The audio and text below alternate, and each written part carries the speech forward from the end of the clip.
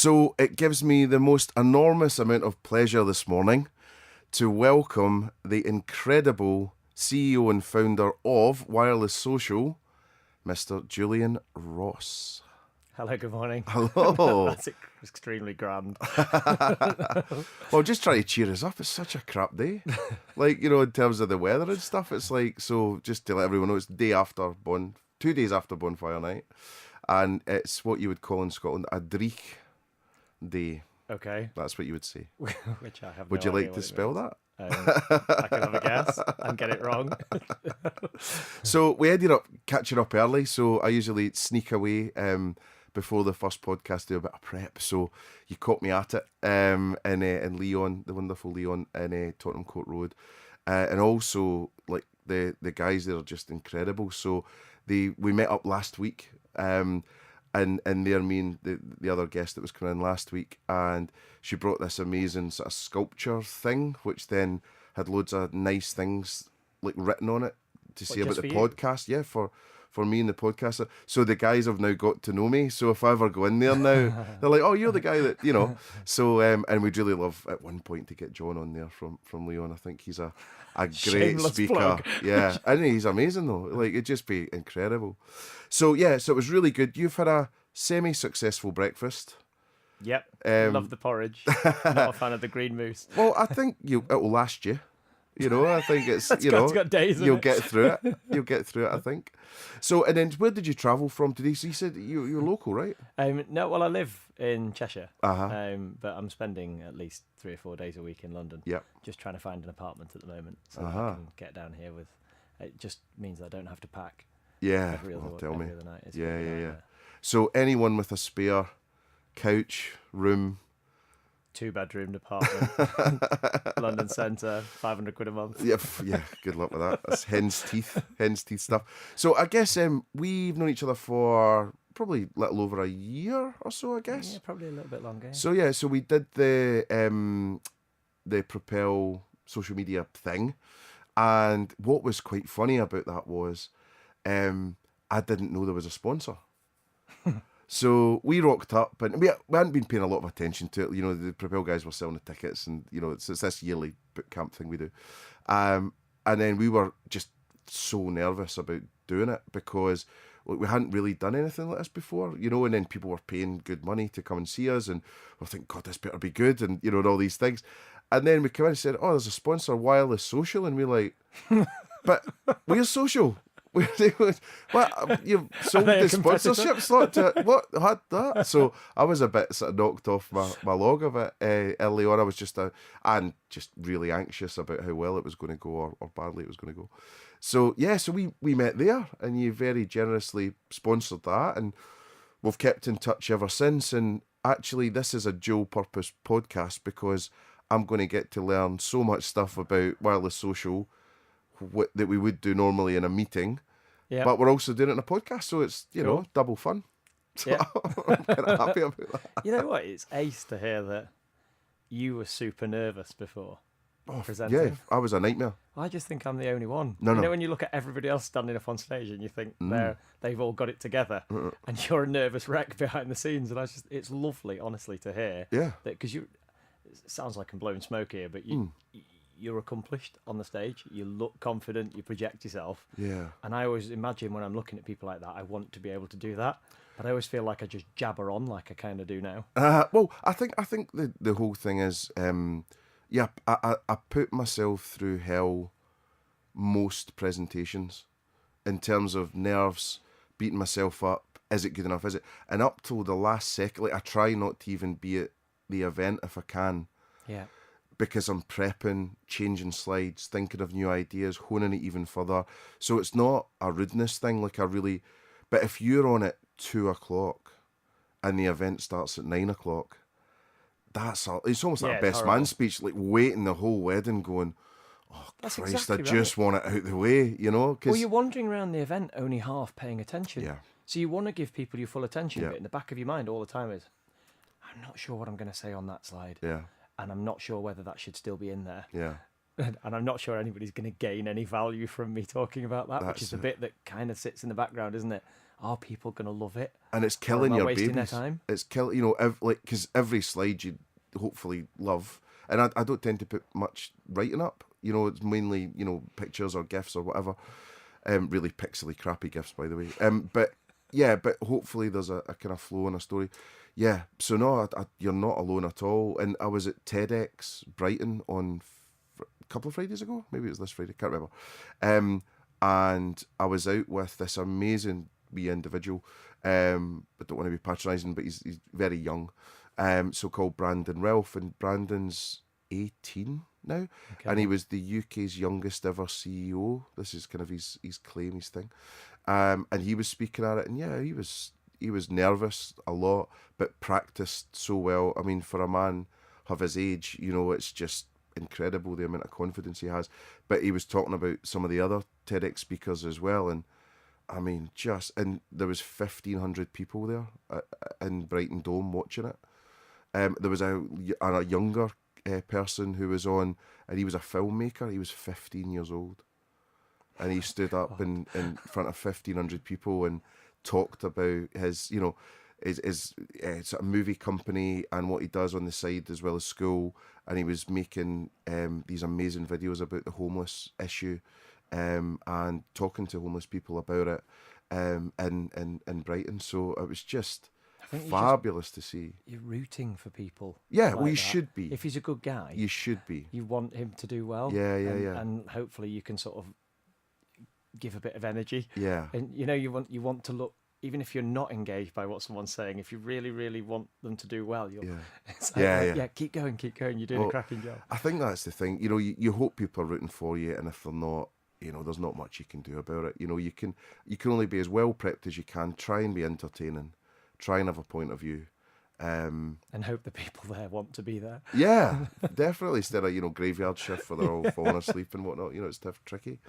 So with you know, wireless social then, because when I instantly heard the name, I didn't quite get what was happening and what it was. I came up with it. I don't know if it is, because I think once then you understand the benefits of what you're doing internally all the time. Really? Everybody thinks we're a Wi-Fi company. Yeah. Well, and that's my fault, because I came up with wireless social. But I think the thing is, are you not then helping people harness the opportunity there is with the data on things like right? So I think I think people think we're putting hardware in, and that's our and walking core. away.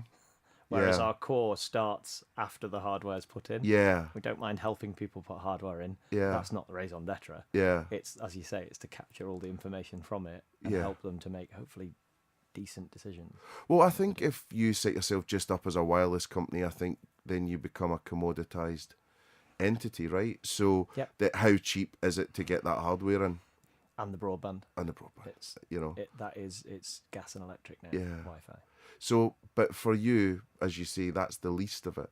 So, yeah, tell me about it then, because I know a smidgen of it. I don't know everything about it. So, I know Alison that I work with on social stuff. She's been up to see you and things like that. Yeah. But yeah, it'd be really good.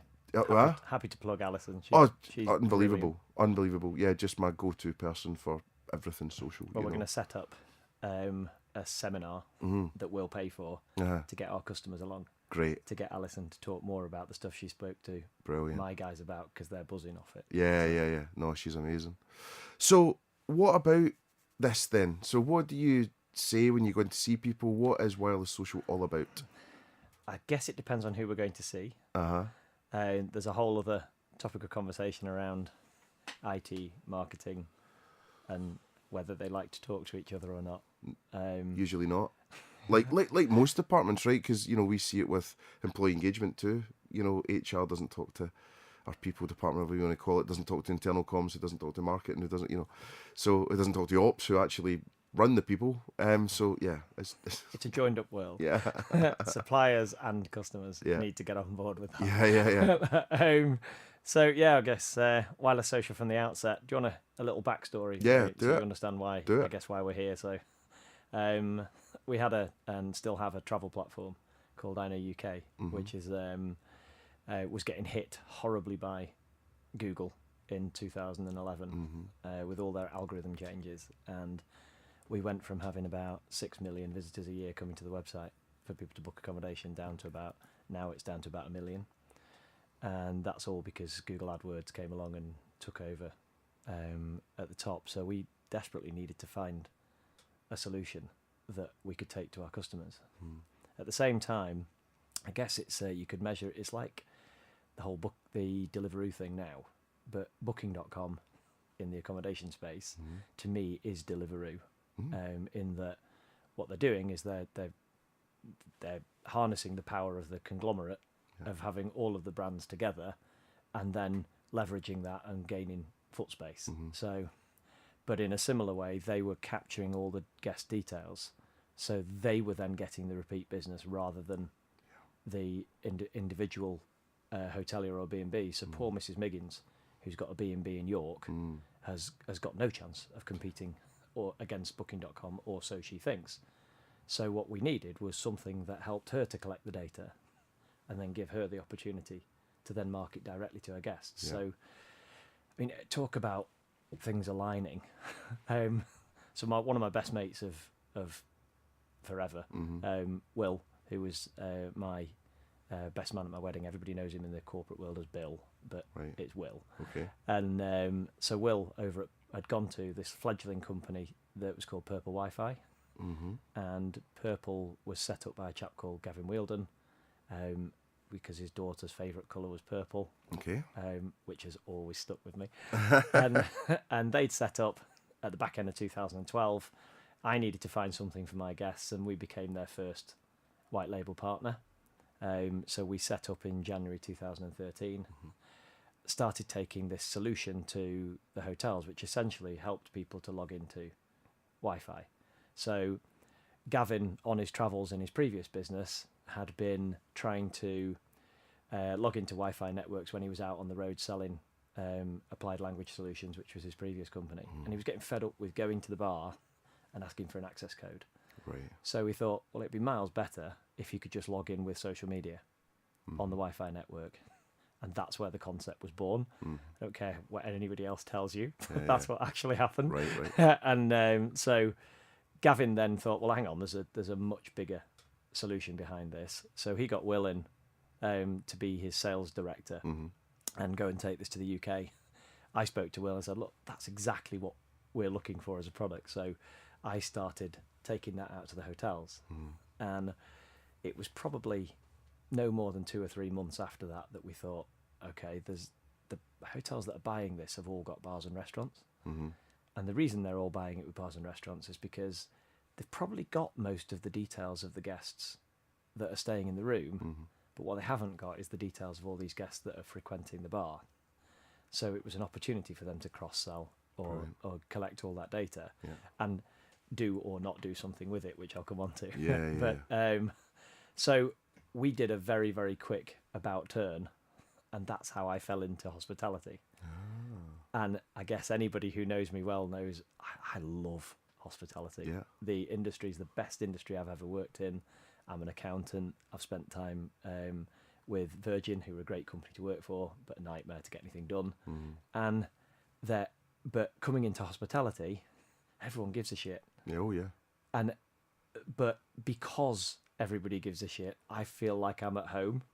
Yeah, I know it sounds really weird, but it's like a family.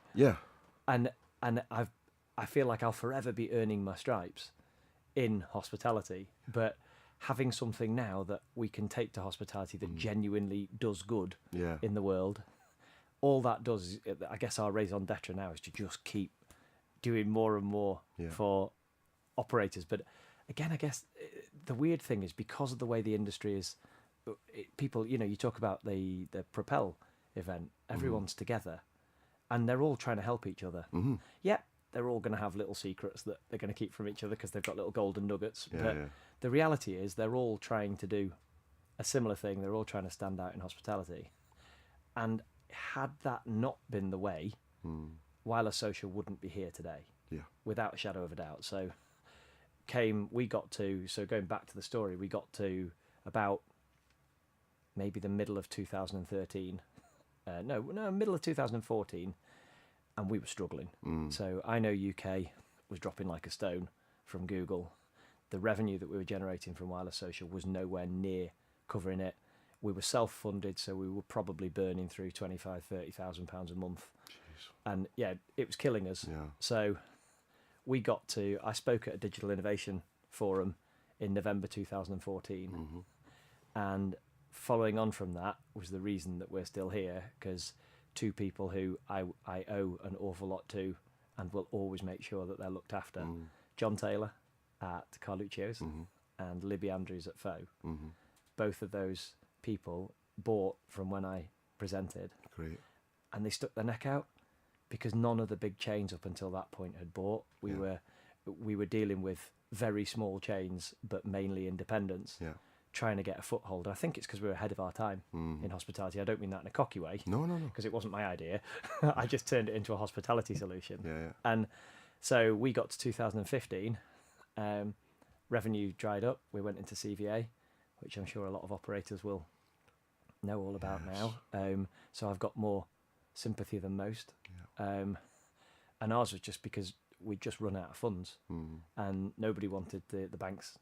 Lenders didn't want to put any money in. So we got help, went through a CVA process, but we knew that there was still something really, really powerful in this. We had a couple of hallmark clients that were doing really well. We just didn't have enough annual recurring revenue for all the accountants out there. And so it was a case of loads of my peers at the time were saying, look, and it's all accountants you talk, but torpedo it and Phoenix it. Which was just like, well, I don't even know what you mean. So tell me what that means. And so this means to kill the company off and then buy the assets back the next day, set up again debt free. And that just felt like the most horrible thing that you could do. So you're basically just pissing off everybody that supported you previously, leave them in a quagmire. So the CVA in itself, because our only major creditor was the revenue, rightly or wrongly, I didn't feel as bad about that. I thought, you know what, they've had a lot of money out of us over the years. So from then on, we've been on a bit of a roller coaster. We've got 3,500 customers. Wow. In the UK. About God knows how many venues in the UK. We've got 3,000 venues live in London now. Wow. Which, I mean, even saying it, I'm just That's amazing. Super proud. So we're now profitable. We've paid off our CVA 2 years early. Great. We came out of that in August. And we've got some really, really cool stuff that we're working on. Again, everything that we do is coming from CMOs, CEOs, CTOs, just telling us, and the whole team actually, telling us things that they'd love to be able to do. Because I refer to him, I don't know whether he loves it or hates me for it, but we've got a guy in our office that I call him Rain Man. Right. It doesn't matter what I throw at him. John Farrimond, love you, mate. And he makes things, it's effortless. So Michael, who's our IT director, is steering the product, and he's got Rain Man working for him. So he's just like gobbling up any problem and just solving it? Yeah, the whole tech team. Joey, who heads up our tech support team, is just totally unassuming, really, really lovely person. And it gets me, I get quite emotional when I think about my team, because we call it the gas factor, which everybody knows now, which stands for give a shit. And everybody in my team has got the gas factor, and that's our whole recruitment policy is based on that, because you guys are in hospitality. All of our customers are in hospitality, and they have to really, really give a shit about their guests. So I think it stands to reason that you would expect to have somebody that's working for you that really, really gives a shit about you. And all I can say is, because we've got that attitude, is why I think that's why we succeed. Because I think we will go the extra mile. We're not interested in a timesheet. We're not sitting there saying, "Oh, there's another hour of an engineer's time." I really couldn't care less in the grand scheme of things. I'd rather not make any money. That sounds ridiculous, but we're not in it for that. Just to get it right. We love what we're doing. So I'm not worried about making loads of money in the future. What I'm enjoying is being part of it now. I think that's a mistake a lot of companies make as well, and a lot of people, sort of disagree with this maybe, but I think chasing that number is the wrong thing to do. You know, just sort of keep doing the good stuff, and it will happen eventually. You know, and I think, you know, with us running the agency as well, like, we've never done that. You know, we've always just tried to do the right thing, give extra value. We can't, you know, all these, you know, cliches and things, but that's what it was, because that's the generosity that the hospitality clients But it's really give their inconvenient, customers. isn't it, that it's a cliche? Yeah. Because you're sitting there as a quiet voice in the wilderness saying, you know what, I really believe this. I really do. Yeah, This actually matters to me. So you can stop with your bullshit over there, because this really matters to me. Definitely. And what about, so the services then? So, you know, if I was a client of yours, what is it then? What does wireless social do? So if you talk through the customer journey. End to end. Yeah, it'd be good to know. Yep, yeah, of course. So in a nutshell, we provide the software that sits on an existing Wi-Fi network. Yeah. And all that does is helps people to log in with their preferred method. So if you go into any one of our customers in London, you'll walk in, you'll find a branded Wi-Fi name, SSID for the technical people, that will say, so we're in Leon, and it says Lovely Leon. Yeah, it does. And you'll click on Lovely Leon. That takes you to hopefully a Lovely Leon branded Wi-Fi page.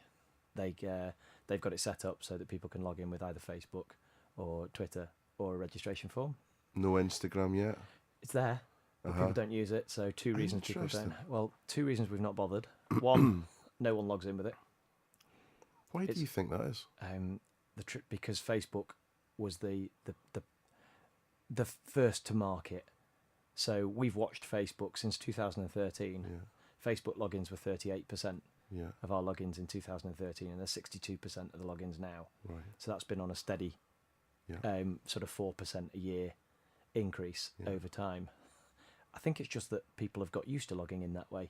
People don't use Facebook the way that they used to, but they still have it for things that they like, and they still have it for, I guess, keeping up with that timeline. Because Facebook's driving them to keep recording events for their timeline, so that they've got that data, I guess, for advertising. But I always forget my passwords for my social, right? You don't need to. Which is good. So what happens there then? Because I've seen. I feel like you're teeing me up there. No. I genuinely didn't know. But that's the blocker for me, because then if it doesn't recognise that I'm on my phone and I can just log in with one press the button through the Facebook app, then I'm like, and I just ditch wherever I am, you know, or I end up using the form. So if you've got the app on your phone and you're logged into the app, which most people are logged into the Facebook app at all times, then it recognises that. So it never even asks you for your username and password. You just click on Facebook, it takes you through. And that's massively appealing for people. It's just easy. And GDPR. So then obviously you have to accept the terms and conditions of use. In this world of everybody hating GDPR, I love GDPR. Okay. I think it's brilliant. Controversial. I think. I think that it's made people be more intelligent about how they market to people, because they're now frightened of losing them. Yeah. And the database, these millions of lines of data that people had, which I think a lot of was vanity over sanity, is that there's only a small proportion of them that were actually listening anyway. So why bother sending to the rest of the people? And plus, why would you want to communicate with somebody who doesn't want you to? Yeah. It doesn't make any sense to me. Why would you hide the unsubscribe button? It's like, if I want to unsubscribe, just because you've hidden it, it's not like I'm going to go, I'm not going to buy from you next time you send me an email. You're just going to annoy me. So GDPR to me is a cleansing. It's not worked as well as it was supposed to. Yeah. Because all the people that it was trying to stop are still doing it, because I'm still getting a load of spam in my inbox. But what it has done is it's centered people more on how to be more targeted and segmented. So that is brilliant for us, because that's the drum that we're banging. And it doesn't matter whether it's email. Email to me it's not. I don't think it's going to be as prevalent in the future as it has been in the past. I think there's other ways to, and you know as well as I do, and probably an awful lot more than I do, about the social side of things. But that's why, as a business, we're evolving into that. So we will put full profile of somebody who logs in with Facebook. We learn about 336 things on average about somebody. And what's the most fun things? definitely the social interest and the visit frequency. Uh-huh. So when you say fun, there's nothing that makes you I giggle. remember I'm talking to an Yeah. accountant. To me, the fun things are the things that I think make a difference to when you communicate with people. Yeah. Understanding someone's true visit frequency, understanding their visit profile. Are they a lapsed customer? How long are they coming in for? When do they come in? How long do they stay for? How many times a week are they coming in? Is there a particular time that they come in? Is there a way to increase their visit frequency by knowing that they walk past lots of times at particular times? Absolutely. But you have to have the ability to do that. So one of the really exciting things for me is that we're able to understand that somebody comes into a venue even if they don't log in.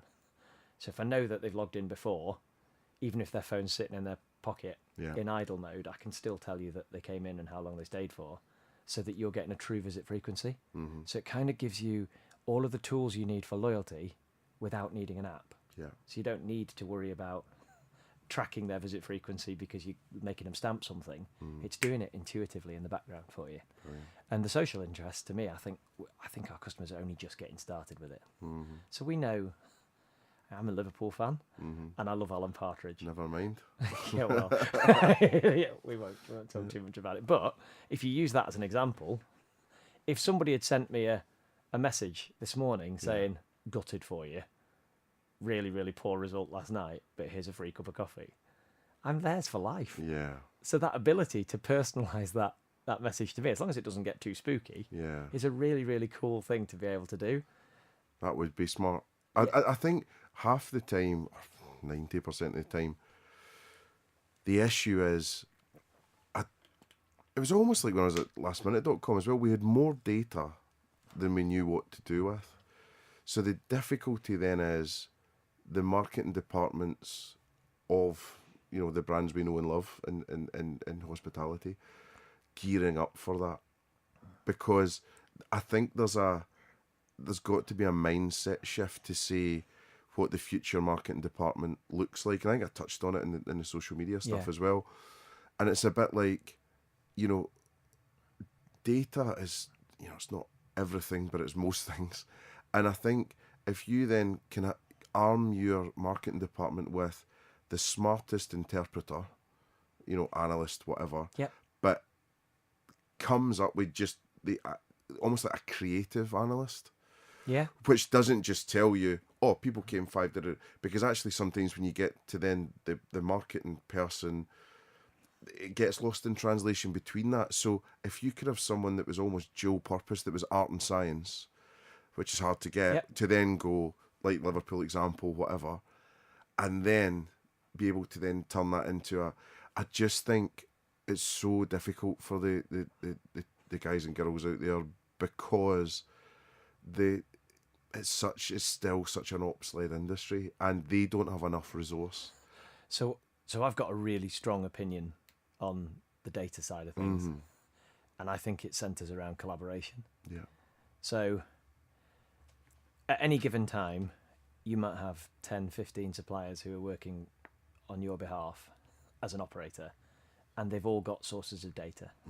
They've all got pieces of information, and it's like someone's taken a jigsaw puzzle and thrown pieces of that jigsaw puzzle all over the country, and then it's like a little treasure hunt to find all the pieces of the puzzle. Yeah. But they're all there. Yeah. All of those pieces are there. So if what we call our friends of wireless social, if we're working together, then we can put more and more of those pieces together, which will make it crystal clear for operators what they need to do. So I'll use a good example of a case study that we haven't sent to press yet, but we've been working with Forth and Carluccio's, and we have what we call presence capability, and the presence capability is just the understanding of it's anonymized MAC addresses. So through Wi-Fi, if you've got the right hardware, you can understand behavior and footfall information of people walking past, so you don't need tickers anymore. You can understand and get an indicator, what is footfall doing past venues. In the case of Carluccio's, we've just overlaid their transaction data against the footfall data to understand where are they strong. So when are they getting a strong proposition compared to what's available outside the door, and when are they weak? And I can only tell you that it's thrown up some very interesting information, which I think is really, really exciting for us. Yeah. Definitely for Forth and definitely for Carluccio's. So the case study thing that you're going to publish, has it got any more of the details throwing that up? Yeah, I'm just a little bit nervous because I don't know how much I can say. What I can tell you is that it's really cool. Yeah. It's dead exciting. The guys at Forth, I'm not just saying this. They've been so supportive of Oh, they're us, great. Yeah. and they're helping us to find new ways to interpret our data. To me, that's just a perfect example of collaboration. Yeah. And so how are you tracking people going past the front door? How am I tracking people going past the front door? So every single person's got, vast majority of people have got some form of mobile device or a device with a MAC address. And what that's doing, even when it's sat in idle mode, it is asking, is anybody there? And if there's an access point nearby, the access point will say, yeah, I'm here. So it pings you? Yeah, it's kind of. Right. So it's saying, are you there? Yes, I'm there. Are you there? Yes, I'm there. Now, if you don't have presence, you don't get that. And they don't have to have been logged into They don't have to have ever logged in. So we've got two types of people. We've got the people that we know, Yeah. and they're people who've logged in at the Wi-Fi on any one of our estate. So if we took TGI's, if someone's logged into any one of our TGI's venues, we then know when they've come back to another venue or when they've walked past another venue, just through understanding that MAC address. So the MAC address on that device, while ever they've still got that device, as long as they've got Wi-Fi enabled, which is about 90% of people, then we see them, where even if we see them for 10 seconds, what we can then do is we can use the time that we've seen them to know whether they walked past, whether they came in. So if you took it, would be a great example. So we can work out, did they walk past? Did they grab and go? Did they sit down and eat? So how do you know if they've grabbed and goed? Because so we don't Grabbed know. and went. Grabbed and goed. I like it. We'll do that. Yeah. So we know that they've grabbed and goed because, and we don't know this absolutely. What we know is that there'll be a time period. The So we're amount of using times it the dwell asks. time. We've got it. So it records the time that it first sees. Yeah. It records all the times in between, which we get rid of for the noise. Yeah. And then it records the time at which they leave that access point. Yeah. So you can imagine that doesn't just tell me that they were there. It tells me when they arrived. It tells me when they left, how long they stayed for. So I therefore can extrapolate what times of the day are they coming in. Yeah. It also tells me for the shorter dwell time, when do they walk past. Yeah. So I then know if that's a customer that... So let's say that customer's not been in for 3 months. You could be easily forgiven for thinking that means they've probably left the area. But if you can see the MAC address is still walking past 10 times a week, they haven't left the area. They've just stopped coming into your venue. Yeah. So why? Is there something we can do to Why understand didn't you why? exist when I was at Yo Sushi? This is so frustrating. We just started doing stuff with I you. would just have put every penny into this. Like, so the difficulty then. Just keep saying that. That would be fine. but we'll get it looped. But like the difficulty for me is like then like I really get into this idea and I go, oh my god, this is amazing, and then my head hurts slightly about the infinite possibilities. And I think for me, I'm more at the creative crayons and drawing side of things sometimes than the analytics. So I think it would be important to have that, Starsky and Hutch or, pick your Ant and Deck, whatever thing, double act, where, I could have someone going, calm down, Mark. Here's what this means. Here's it all laid out. And actually, of all the million things that you could probably do with this, here's the top three, top five and for now. That's what we've started to do. Yeah. Because it's you're absolutely overwhelming, right. actually. The amount of meetings I've sat in, and you can see there's an initial real excitement to the stuff that we can do, and then there's the almost dread. Oh my god, who's going to do this? Yeah. And so we're becoming even more hands-on because I know this is really helpful. Yeah. And what I want to do is if they haven't got the resource to do it, screw the fact that it takes up time, we'll do it. Yeah. And we're helping it's brilliant to see that if we start finding something, so let's say we run through everybody's social interests. So because we learn 300 things about each person who logs in with Facebook, multiply that up by 500,000 people who log in at Carluccio's in a year. That's a lot of data. But we can immediately extrapolate and say, what are the top 5 social interests of the people in there? But that would be so much fun PR brilliant. as well. Like, Yeah. you had to go out and go, did and you know? partnerships. Well, yeah. And it's just yeah. like, hang on, everybody who comes into Carluccio's loves Lad Bible. Yeah. So let's go and build a partnership and a Or relationship they're with Lad Fuller's, a Fulham fan, or they love London Pride, whatever it is. God, it's mind-bogglingly. Bible. Oh, so one of the cool things we're working on, there's 2 things that I've got to tell you because they get me This is excited. brilliant. So one, everyone's going on about social influence. Ah, Imagine if you know when someone who's got a high social following has just walked into the venue. yes. So we can now extrapolate when someone logs in with Facebook. We will know how many people they've got following them. Same with Instagram, same with LinkedIn, with Twitter. We can work out the following, and we can then tell people that Bob Smith's just walked in, and that what So we're working tell on is the- getting the GM. The teams. We're working on getting a text message to the GM to let them know so that they can make sure that that person has an amazing experience and get free influencer. So rather than paying £2,000-3,000 to get a social influencer to say something, let's get them to say it naturally. Well, do you know, I think we were doing a podcast on this like way back. There was an example. I wasn't there. And it was a Rolls Royce dealership or something like this. And it was like the big, sort of business people or wealthy people in the Middle East and stuff. So they had a habit of, going to different luxury car of the same. So it was something like Bentley or Rolls or whatever.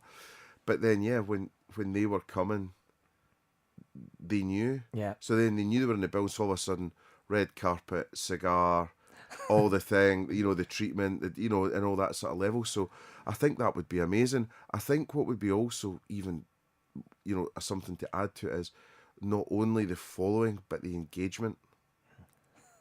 I don't know if we can get that. I can You certainly ask the question. you If it can be could. done, then Rainman and Yeah. the team will definitely sort it. Well, what you would do is something like you would have the following, and then you would apply some sort of formula about comments and likes per Yeah. post. Because what can happen is you've got a lot of people with a lot of followers, but nobody's doing 7 anything with likes or whatever. You know Got what I you. mean? So it's the interaction. Yeah. So I think that would be really strong as well. Okay. I think that'd Well, be we can awesome. talk about that after. Yeah, We'll yeah. see if we can come up with a No, I product. think for that it. would be the best because it's on those 2 scores. Someone that is Insta famous or whatever, but then you've the people that have got real traction. You know what I mean? So people that are actually seeing what's going on. Yeah. Could be quite interesting. I'd be well up for trying to make it happen if we can do it. This is where we get all of shouldn't be our product recording development from. Because somebody tells us. Right, we'll that- cut this bit out. So I guess the other thing. So basically, I've gone in. I've walked past, or I've logged in, or I've dwelled, or I've grabbed and goed, or whatever. Yeah. Then you're delivering this data how often to So clients? we've developed Realtime API, Yeah. which means that we can send.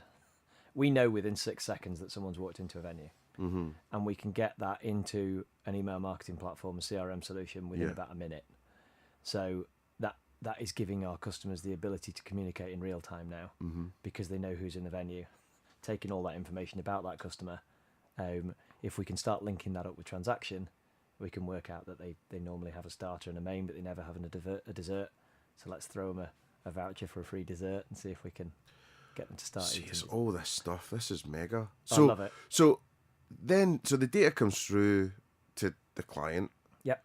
And so is it in a batch file or is it in a dashboard format or how? So we've got so you've got the real time data that is transferring from our Amazon web servers into their CRM solution. So we integrate with 30 plus CRM solutions alone.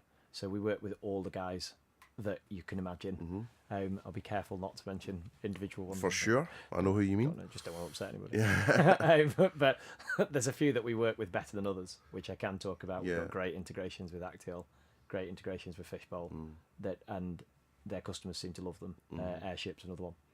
So to me, that collaboration piece the more that we work with those people, the more we can develop real time, the more we can get more segmented data, the more we can summarize that, so it's easier for them to then spit out an email that is relevant based on visit frequency, based on social interests.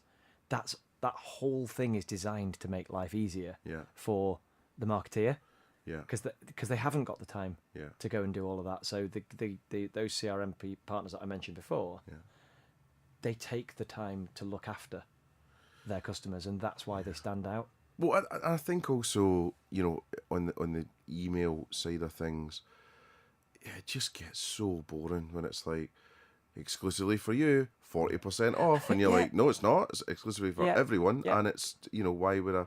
So I think the more you could mix that up, and actually, a tip would be just communicating a bit less. Don't, or with relevancy, but 3 times a week telling me, that there's a sale on. It's like, oh, so just track it back. So if you can do email, then what can you do with the data for social? Okay, so I'm going to just finish a tiny little bit on the email thing. Yeah. Only because presence makes email marketing miles more exciting. Not just because we understand visit behavior, true visit behavior, but we can prove if it works. So because we've got 2 lines of data, we've got the anonymous data, so that's the people that we don't know who they are, so we're not communicating with them. And then we've got the data of the people that we are communicating with. We can track visit frequency over time. So I can look at 10,000 people who you sent this message to, 10,000 people who you sent that message to, and 500,000 people who you didn't send a message to at all, but still are in your venue. How has that communication at that time impacted on their future visit frequency? So it's really, really great. We've integrated with Eagle Eye, which means that we can then work with most of the till systems and track a redemption. But what's really exciting about working with Eagle Eye and with the operators is that we can prove how successful that voucher was.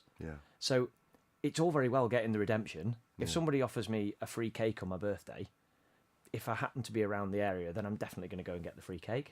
But what does that do to how I behave? Am I more loyal as a result, or have I just gone in for a free cake and it hasn't changed my visit behaviour at all? So by testing lots of different things, it could be an advertising board outside the front. If I put a different advertising board outside the front, what does that do to my conversion? So because I can track the people walking past and I know the people who came in because of the difference in dwell time, I can then say, well, by putting that advertising board, you had 4.1%. By putting that advertising board, the dial shifted to 4.3. So you were increasing because one of the problems that I think marketeers have got is that they've got 17 different things going on at once, and they've got to prove which one has made the difference. Well, we can isolate it if people are prepared to work with us on it. I mean, I think there's probably as well maybe some econometric factors that you might want to chuck in, like the weather on that day, and all these kind of things as well. But so we've built a weather. We've already got a weather. Brilliant. Add-on that we can put that, overlay that against the information to see how that's impacting. Close to payday and all that jazz. But I think that's great, to be able to sort of do that. And I think on the CRM side of things as well, what's interesting, I'm not sure how many people have got this either, but working again at lastminute.com and these types of places, e-commerce, it's fierce for this kind of stuff, is what drives loyalty rather than have a loyalty program. Also, what is your customer lifecycle proposition? And so many, pretty much most people we've worked with don't really have this to any certain degree. So it's all like being back in science class at school when you're doing the circuit boards, So it's like if and not or, and all the gates, and laying that out and saying, right, as you say, if that person hasn't, or if there's a huge amount of people not taking a coffee at the end of a meal, what do you think you need to do? If there's a whole bunch of people that like red, but you'd like to upsell them to the next better red, or if it is that you know that your 3.4 times a year is your average visit, actually you want to get that to 5 or 6 or 4, whatever. Just all that, and it's clearing out, and this is for the C-suite in any company, clearing the way for your marketers to have time and headspace to sit and get this down, you know? And they create the headspace by doing the things that work. Yeah. So how many things are people doing every day that don't work? Immeasurable. And they don't know, but it isn't immeasurable. Well, it's measurable. But it's immeasurable in the fact that if you don't measure, if you haven't measured it, then you don't know. So, you know, it's almost just all that wasted effort, wasted fuel. So instead of maybe thinking, I've got too much on and I can't, let's find out what we're currently doing doesn't work. Yeah. Because it doesn't matter whether we like it or we think it looks cool. Yeah. If it's not making a difference, and if you look at the visit frequency of those people over time, and what you've done has either negatively or just not impacted them compared to the benchmark, then there's no point in doing it. And I think it's, you know, that whole making the boat go faster thing, you know. I was lucky enough when I was at Pret to see a couple of the Olympic rowers standing up, and that was their mantra, you know, will it make the boat go faster? And if it wasn't, they didn't do it. So there's definitely that. I think there is that, I've mentioned it already, but in terms of that art and science mix, I think as a brand person, hopefully in your job, you have a gut instinct to know what will work, you know, in terms of what sounds like the brand, and of course measure it, but just taking the time to use that data. But if you don't have a customer life cycle plan, you know, that then triggers all these different things, or if you haven't freshened it up in a while, you know, just so many people that we see will say they have one, but it's almost like they've got one customer. You know, it's like you're going to need.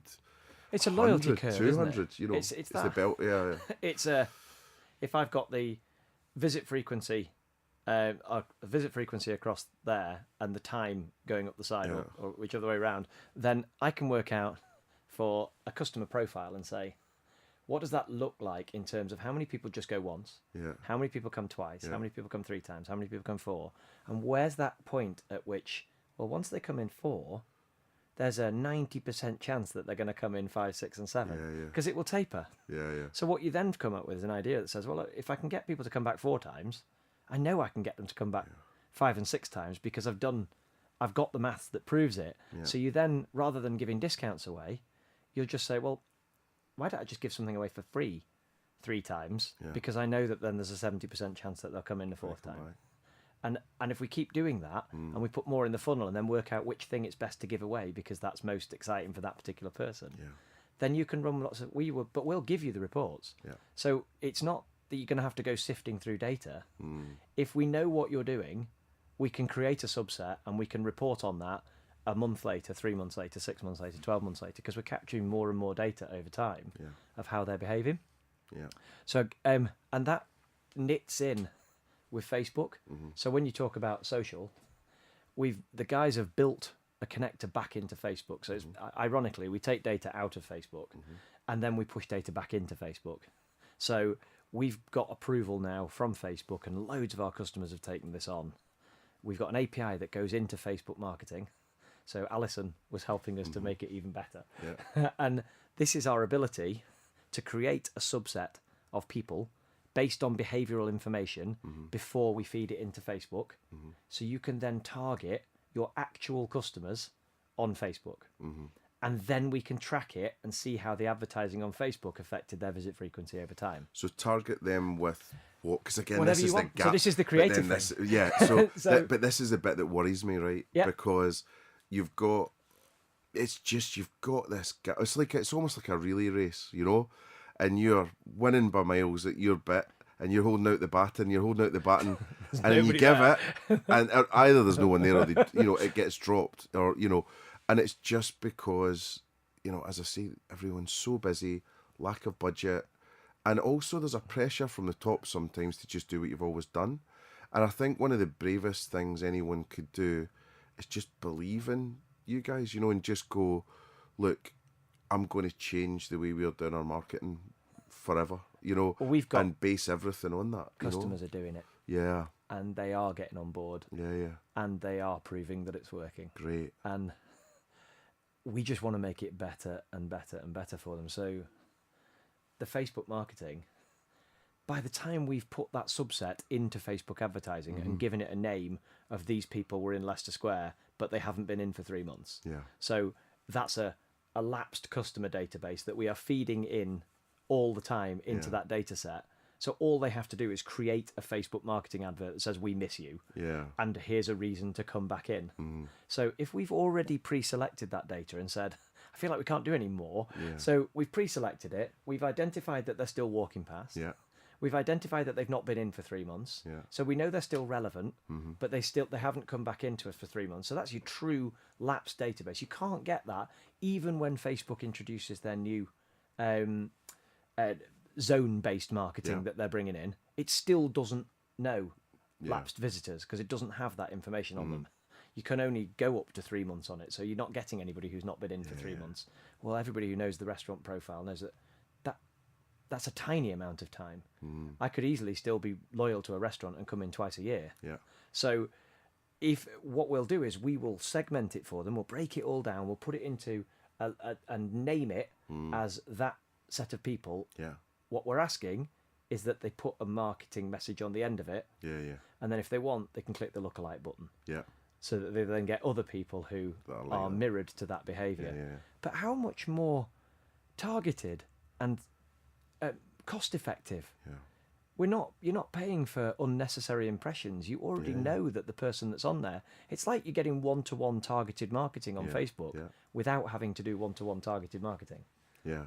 And I guess if that means we have to learn the skills in-house to actually produce the so this was my next point, well, right? then maybe we do that. And I think that would be super interesting. I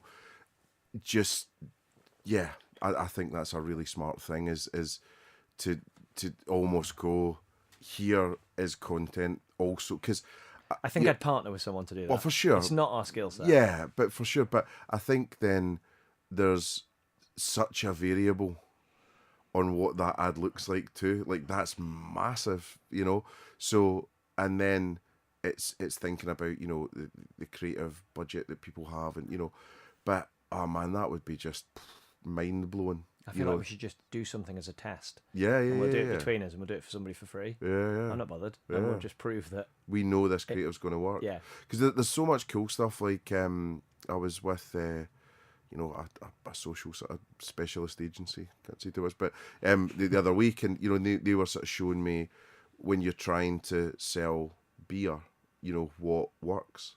And they had just countless data about, is it something in the pub, is it something on the bar, is it in a bottle, is it the pint clip, is it people at a barbecue, is it someone in a suit just after work, is it just the pint with the drips can do it, so, or is it the can itself, or interestingly in that one I think it was actually the can, looking a bit frosted up was the one, but not saying that's right for everything, but just really interesting, when you start getting into that, I think that's the stuff that makes my head hurt, but makes me really excited as well, because the possibilities are I'm infinite. super envious of people who are creative in that way. I love solving problems. And I've got a maths brain. Yeah. But my creativity, yes, my daughter, my creativity is not great. I'm good at doing voices for the teddy bears. Yeah. She's 23, Julian. Yeah, grip of yourself. No, she's not. No, so she's my angel and she's 10. She might listen to this at some stage. Love you, sweetheart. So I think that getting into that area would be, I think that'd be super valuable for people. So then also in the social side as well. So you're spitting stuff into Facebook, which is great. And Instagram. And Insta. And Google. Splitting that. How Google? Through Google Ads. So you're pushing it to Google Ads as well? Great. Excellent. That's cool. Wherever we are able to push it. So we do. We're already interlinked with TripAdvisor. We've interlinked with Yelp. We've interlinked with Trustpilot.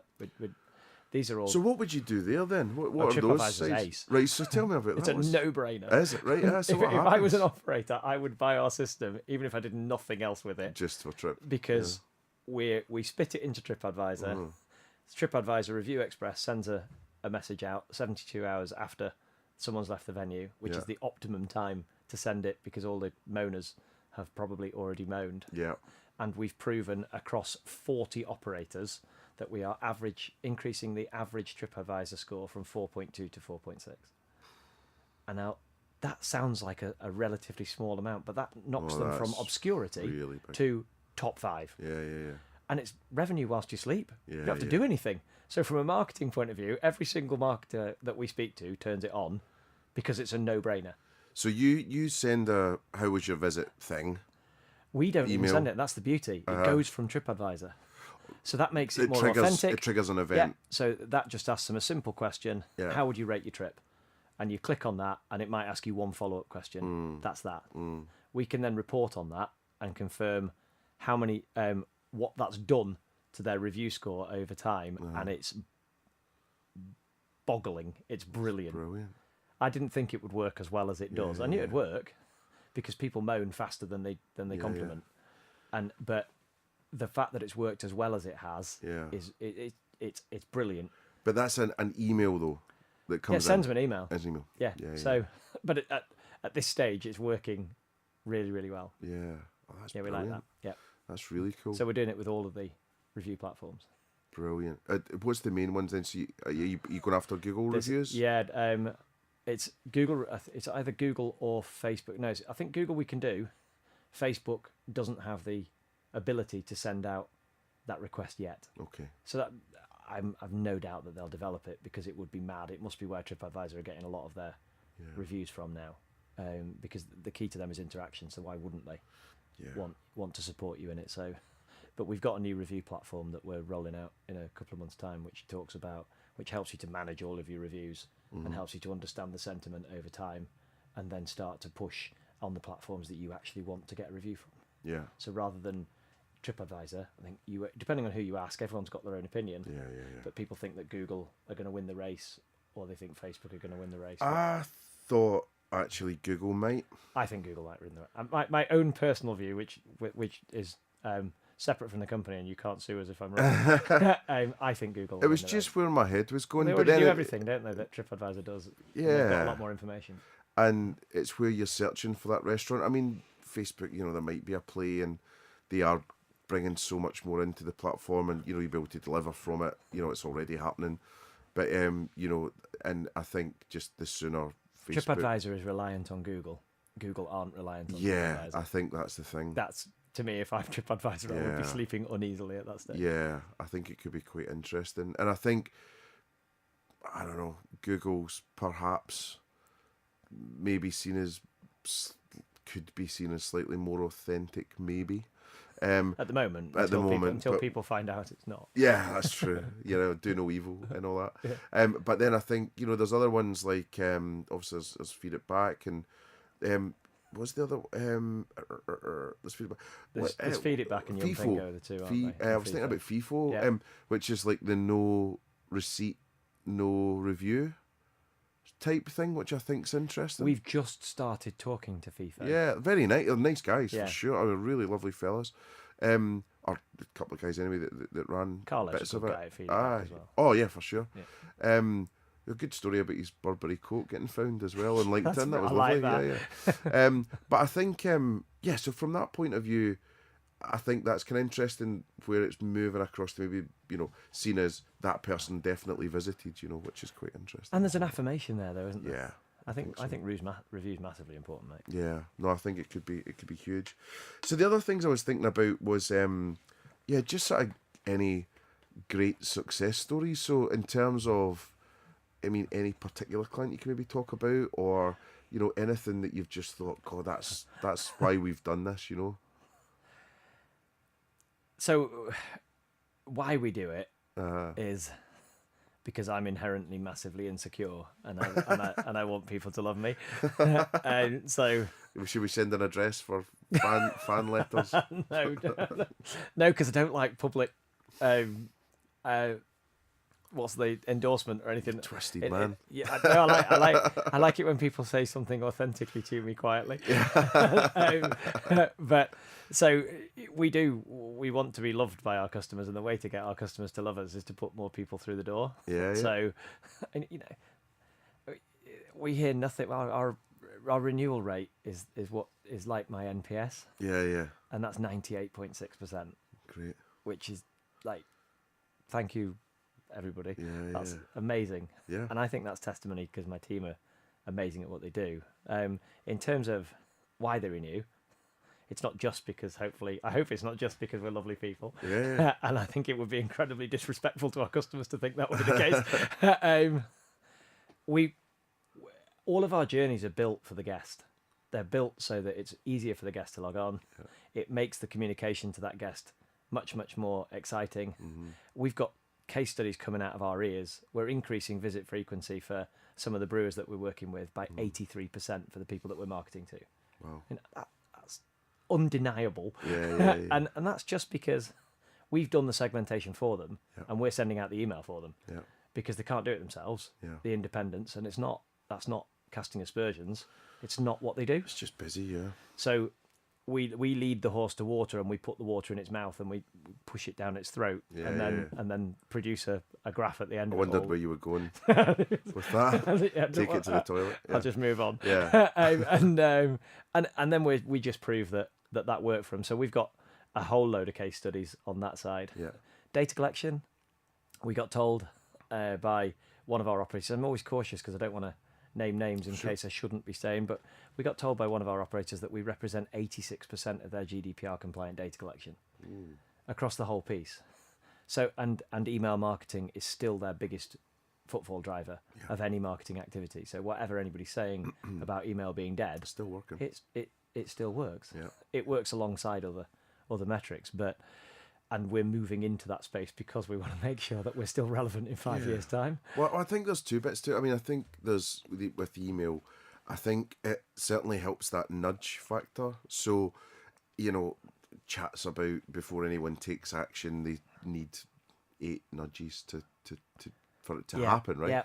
So, rightly or wrongly, pick your number. But I think if it's cleverly timed, when you've seen, so for example, if you were doing Nike Town, right, in Oxford Circus, just round the corner from here, and there was the latest batch of NBA strips or LeBron uniform or whatever it is, or Jordan trainers, whatever, and then you walked past, you knew I'd walked past, I'd seen that, something then hits me up on email and social, and so sometimes there's that little perfect storm that kind of works like that. Yeah, so but I think so many of us, and I'm super guilty of it in the past at companies as well, where I would just send that as solace, and it wasn't in the context of any wider thinking.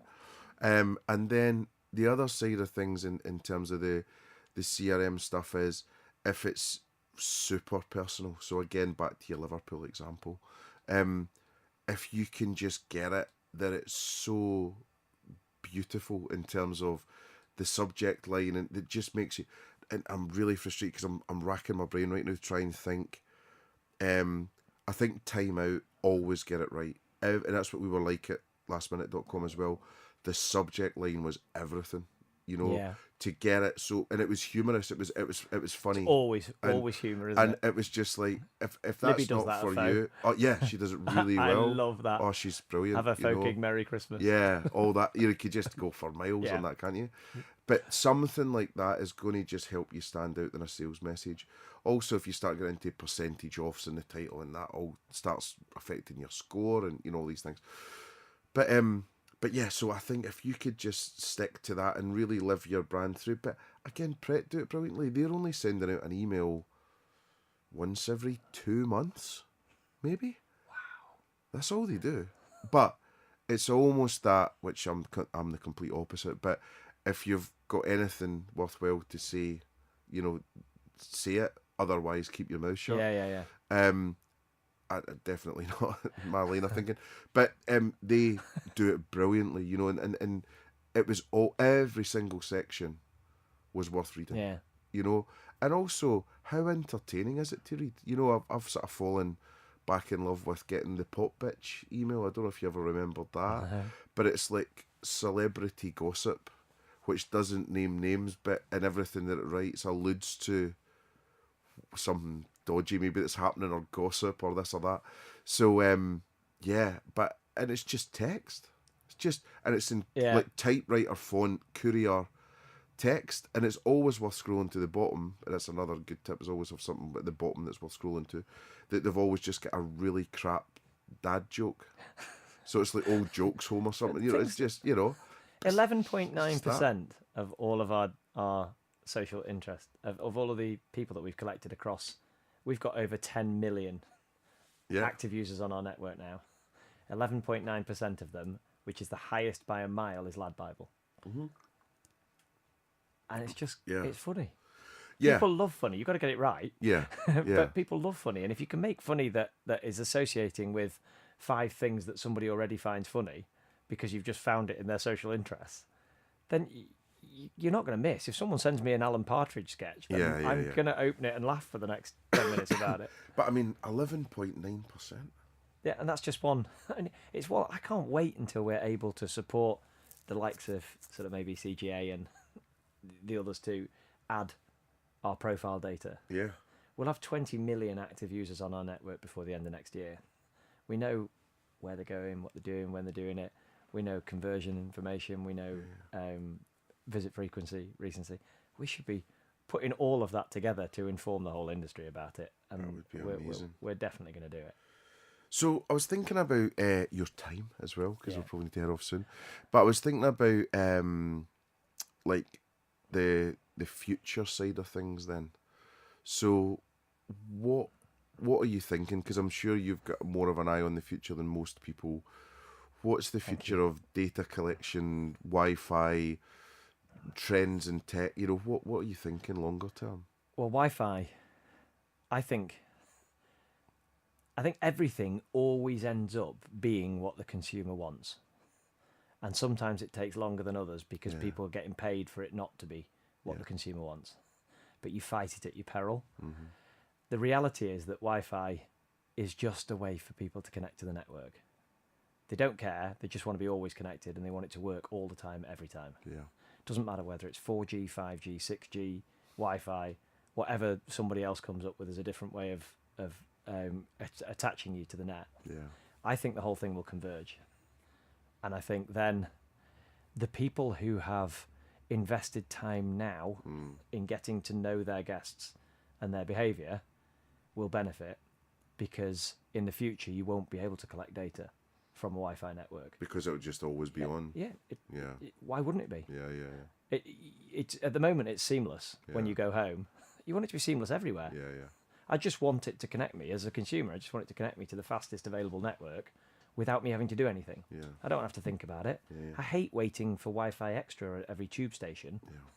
I just want it to be turned on. Yeah. Now that probably is symptomatic of a bigger problem. Yeah. But we haven't got time to go through that. What is your screen time? Yeah. Well, don't. Averaging about 7.5 hours, I think, at the moment, which is worrying. But I don't use my laptop much, so I don't blame myself for that. So I think, from a Wi-Fi perspective, I think Wi-Fi will converge. I think email marketing, as I say, will become less important, but it will become, the winners will be those people who are sending the right message to the right person at the right time on the right platform. But what we want to do is make that super easy. Yeah. So one-to-one marketing is the goal, isn't it? Yeah. So that big, hairy, audacious goal that my marketing director talks about, thanks, Matt, is what do we want it to look like at the end? Yeah. And at the end, I want it so that we turn it on and it does everything that you need it to do. And all we want you to do is just make sure that the creative is in alignment with your brand, and it automatically goes to all the places that person needs to see it, to get those 8 times that they see it to within a minute, so that they make that decision on the fly quicker. So we are definitely moving towards that, and we want to have my own excitement is I want to start helping people to decide where to open and close sites. So because I know the social footprint and information about, I can look at one of my customers and I can then look at the map of the UK and say, there is a hiking section of people who are the kind of people that go into your venue. Overlay that data with footfalls going up in the area, overlay that with visit frequency of all the venues in that area is going up, and therefore it's not saturated either. You've then got a perfect storm. But if we can just align that to, well, here's your stores and here's how they're performing and here's how they look on that, this is where I think that one will perform. Brilliant. And equally, if you've got a load of sites that are languishing, find out before the rent, before you can't get rid. So if you know that a site is failing because footfall's dying in the area, or it's become saturated, so your visit frequency's topped out on the parabola and it's starting to fall down the other side, we've got all that information. Yeah. What I do have to be careful of is that it's anonymous, and that operators will only be able to get access to that data if they put their own data in. Yeah. So it will never be consumer data, and I'm never ever going to say, oh well, this is the conversion of X restaurant and this is the conversion of Y. Yeah. We will give them a top performance is this, bottom performance is that, and this is where you sit, so that they can identify where there's a real opportunity for them to do better. That's what I want to do. Sounds cool. And then the very last thing is just any tips for people, you know, with the Wi-Fi and with the data, you know, if they're not using you right now and, you know, maybe they can't afford you, whatever it is. Yeah. Just what would your tips be for them to make it better? Okay. People don't pay nearly enough attention to the input. And by that, I'm talking about the amount of data that they collect. Yeah. So it's all very well doing all these wonderful things that we're doing, connecting it up to everything. Yeah. But just by having 8 people log into that Wi-Fi that day in that venue instead of 4, everything else that you do, it doubles the value of. And there's nowhere near enough emphasis on it. So what we're telling all of our customers now, incentivize people to get them on the Wi-Fi. Give them a really powerful reason. We've got some customers out there doing a fabulous job of it now. Yeah. They are increasing data capture exponentially, 4 or 5 times, just by putting a table talker in there saying, log into our free Wi-Fi and we'll give you this. Yeah. It gives them that input. If you're writing an email and you spend a day and a half researching or often a week and a half researching to put that email together, why would you then not maximize the where that's going to? Yeah. Because you're not talking to anybody if you've not maximized that. So if I could get all of my customers to do one thing, I would get them all to incentivize people to get on the Wi-Fi. Let's quadruple the amount of data, because you are future-proofing yourself. Yeah. Because then once you've got that data, it doesn't matter if Wi-Fi is no longer something that people need to log into, because we'll still be tracking the MAC address. We'll still know that person has come back in, because they still have to auto-connect. Brilliant. So we still get the visit frequency. So they'll just learn more and more about their customer. Nice. So then it doesn't matter. They understand their customer behaviour, and then it just comes down to doing stuff. And that's GDPR compliant if you incentivize them? Fully GDPR compliant, because you're not asking them to opt into marketing. Yeah. They still have to opt into marketing. Right. We can let them know that they've won a competition, for example. Let's say one of our customers was doing, which might well be doing, a free trip to somewhere nice. And one lucky winner. They will not only incentivize the public to log onto the Wi-Fi, they'll incentivize the GMs with the same offer. Brilliant. So that the top converting GM, not based on volume, based on percentage. So because we know how many people, or we've got the benchmark of, it's at base. That's right. We can then calculate the percentage of logins that they're seeing versus the other restaurants, and therefore we can have a table to say which GMs perform the best at the same time. But that stuff like that has a massive impact on, just simple, on data capture. It's not. It's not rocket science. It's just focusing on the things that matter. Brilliant. So that's what I do. That is superb. Thanks so much for coming in today and coming to see us. You are in this most horrible welcome. Dreich day, as we said. And I've ticked off something on my bucket list. Well, I've just got so much out of this. Like, my head's spinning with thoughts and ideas about how, you know, we can apply it, and I hope everyone's feeling the same. So yeah, thanks so much for coming in. And thanks so much. Cheers. Thank you. Pleasure. Ta.